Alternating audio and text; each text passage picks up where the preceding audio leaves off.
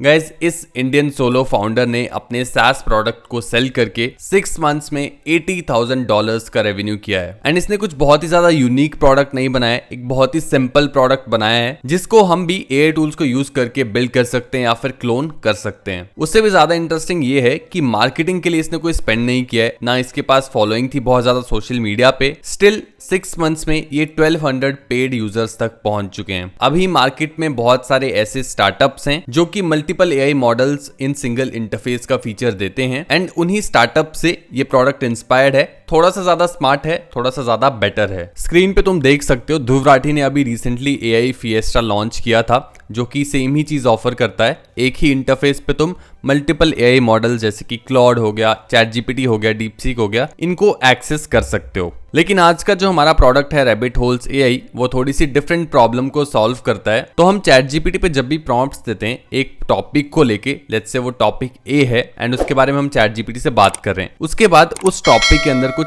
सब टॉपिक्स होंगे। जब हम उस सब टॉपिक पे ChatGPT को प्रॉम्प्ट देते हैं, लेट्स से वो सब टॉपिक B है, तो हम उसके बारे में बात करना शुरू कर देते हैं। लेकिन वापस अगर मुझे A टॉपिक पे आना है तो कई बार ChatGPT हेल्यूसिनेट करना शुरू कर देता है, यानी कि भूल जाता है जो भी पहले हम उससे बात कर रहे थे। एंड यहीं पे ये प्रोडक्ट काम आता है, इसी प्रॉब्लम को सॉल्व करता है, क्योंकि यहाँ पे जब भी हम लेट्स से A टॉपिक के बारे में बात करें तो वो एक इंटरफेस पे रहेगा, और जब हम सब टॉपिक के बारे में बात करें तो उसको हम एक साइड ले जा सकते हैं अलग से, और वहां पे B टॉपिक के बारे में बात कर सकते हैं। और सिमिलरली आगे C टॉपिक के बारे में बात करें तो यहाँ पे C कर सकते हैं। उसके साथ साथ यहाँ पे मल्टीपल मॉडल्स को तो तुम एक्सेस कर ही सकते हो, जैसे कि हम ध्रुव राठी के प्लेटफॉर्म पे कर सकते हैं, AI फिएस्टा पे। सिमिलरली यहाँ पे क्लॉड, डीपसीक वगैरह सभी मॉडल्स तुम्हें देखने को मिल जाते हैं। तो आई होप तुम्हें प्रॉब्लम तो समझ आ गई है। अब मैं तुम्हें लेके चलता हूँ डायरेक्टली प्लेटफॉर्म पे। तो ये है रैबिट होल्स AI की वेबसाइट, और यहाँ पे मैं तुम्हें सिमिलर सिनेरियो दिखाता हूँ। जैसे कि यहाँ पे कोई कुछ प्रॉम्प्ट कर रहा है तो यहाँ पे मॉडल वो चूज कर सकता है, GPT-4 और बाकी सारे मॉडल्स यहाँ पे देखने को मिल जाते हैं। एंड दूसरी प्रॉब्लम, लेट्स से तुम यहाँ पे नियॉन स्टार के बारे में कुछ सर्च कर रहे हो, कुछ इन्फॉर्मेशन तुम्हारे पास आई है। उसके बाद लेट्स से मैं यहाँ पे मैग्नेटिक फील्ड जो है, जो कि एक सब टॉपिक है, उसके बारे में बात करना चाहता हूँ। तो मैं एक सब नोड यहाँ पे सब वर्कफ्लो टाइप बना सकता हूँ जिसमें मैं और डिटेल में उस चीज के बारे में बात कर पाऊंगा। तो यही सेम चीज है जो कि हमने इससे पहले देखी, बस एक रियल लाइफ एग्जांपल एक ये हो गया। यही दो मेन फीचर्स हैं इस टूल के, इसके अलावा एज सच कुछ है नहीं। और ये एक वेब एप्लीकेशन है, यानी कि तुम इसको अपने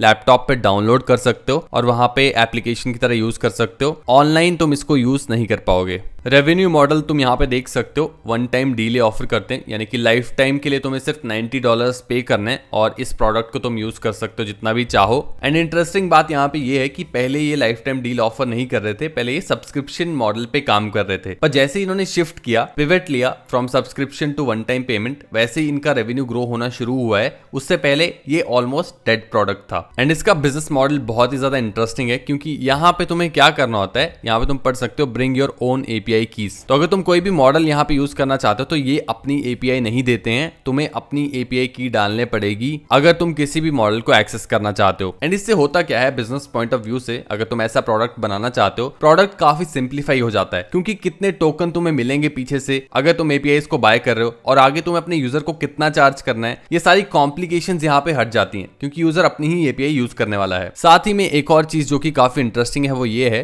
कि क्योंकि ये एक एप्लीकेशन है जो कि तुम डेस्कटॉप पे डाउनलोड करोगे अपने कंप्यूटर पे, तो जिसको होस्ट करने की कॉस्ट है, सर्वर कॉस्ट, वो 0 हो जाती है। तो अगर इस SaaS प्रोडक्ट को ये बंदा रन कर रहा है तो इसकी कोई कॉस्ट ही नहीं है अदर देन जो ये वेबसाइट होस्ट कर रहा है, अपने लैंडिंग पेज को होस्ट कर रहा है उसके अलावा, क्योंकि APIs यूजर्स खुद की यूज करने वाले हैं और साथ में सर्वर जो है वो जरूरत नहीं पड़ेगी, क्योंकि होस्टेड ये पूरी कंप्यूटर पे होने वाली है यूजर के।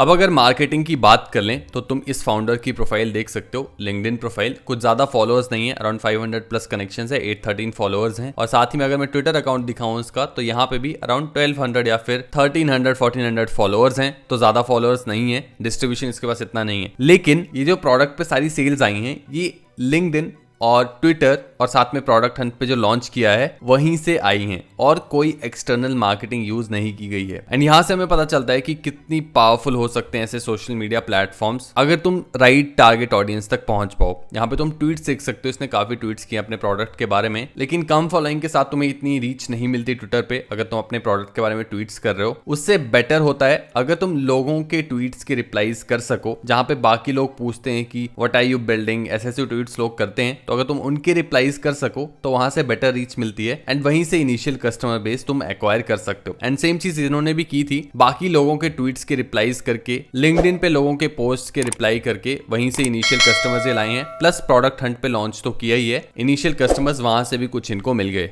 1200 टोटल इनके पेइंग यूजर्स हैं और अगर हम इसको मल्टीप्लाई कर लें जो कि अभी ये चार्ज कर रहे हैं $90 पर मंथ, तो यहाँ पे निकल के आ जाता है अराउंड $1,08,000 एंड सिर्फ 6 मंथ्स में ये इस रेवेन्यू नंबर तक पहुंचे हैं। पहले एक कम चार्ज कर रहे थे इसलिए 80,000 अराउंड टोटल रेवेन्यू निकल के आता है, लेकिन स्टिल काफी बड़ा ये नंबर है। एंड अगर तुम भी SaaS प्रोडक्ट बिल्ड कर रहे हो या फिर करना चाहते हो तो यहाँ से हमें पता चलता है कि हमें बहुत ज्यादा कस्टमर्स नहीं चाहिए। अगर हम लिमिटेड कस्टमर्स तक भी पहुंच सकें जो कि राइट कस्टमर्स हो, टारगेट ऑडियंस हो, तो अच्छा खासा रेवेन्यू यहाँ से जनरेट किया जा सकता है एक सिंपल प्रोडक्ट से भी।